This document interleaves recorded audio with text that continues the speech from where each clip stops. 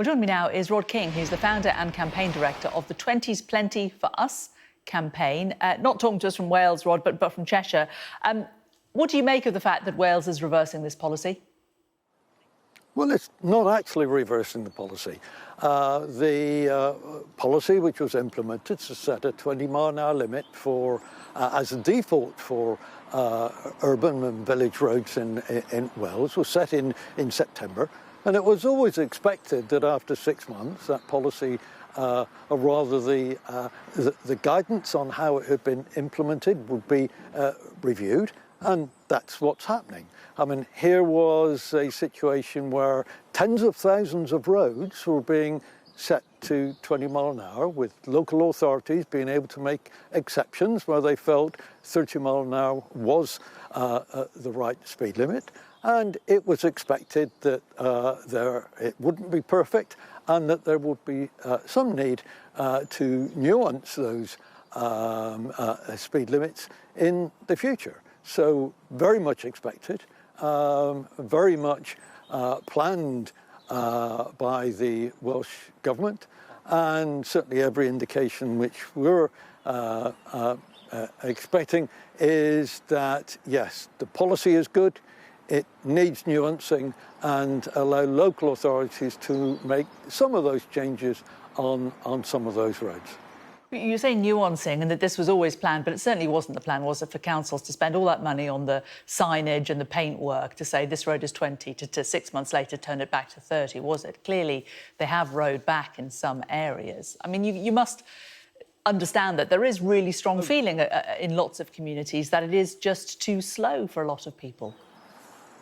Well, of course, wherever you set lower speed limits, you get a proportion of the population who say we don't want that, and that is around about 15%, and that is what has always been shown in government transport attitude surveys. So when you implement 20 mile an hour across a whole country with 3.3 million people, then you can certainly expect that there will be a number of people who are going to register their dislike of that in a petition. But in exactly the same way as we're standing here in a little area of Warrington, which has had a 20 mile an hour limit for most roads for the past decade, then people get used to it, and people do enjoy just that quieter, that less noisy, that safer, and that more livable atmosphere in communities which you get from lower speeds. And after all, you don't hear anybody standing outside of their house, outside of their shops, outside of the schools, really saying to someone else, you know, it would be a lot better if the cars went faster when they go past here. So, yes, it is new. Some people did object to it. Some people will always object to it. But for the vast majority of people and the vast majority of communities, it's a good, positive, beneficial move.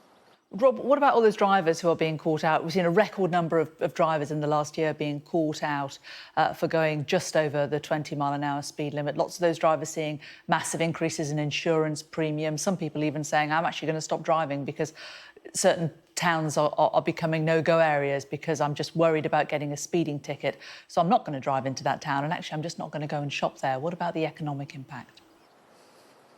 I don't think there is an economic impact there. Again, 20 million people in England live in places where 20 mile is the norm. And for the vast majority of those 20 million people, they're not getting fines because they're not speeding, right? They're just adjusting to that new, if you like, pace of life in places where people are. And you know, in all those 20 million places in the UK where authorities, and it's 61 local authorities, have set 20 mile an hour for most roads, no one is actually changing back. And, you know, what we'll find in Wales is there's going to be a little bit of nuancing, I think.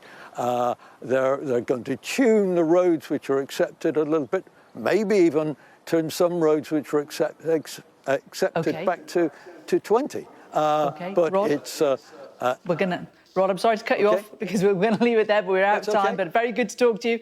We've certainly got the gist of what you're after there. Rod King, founder and campaign director of the 20s Plenty campaign.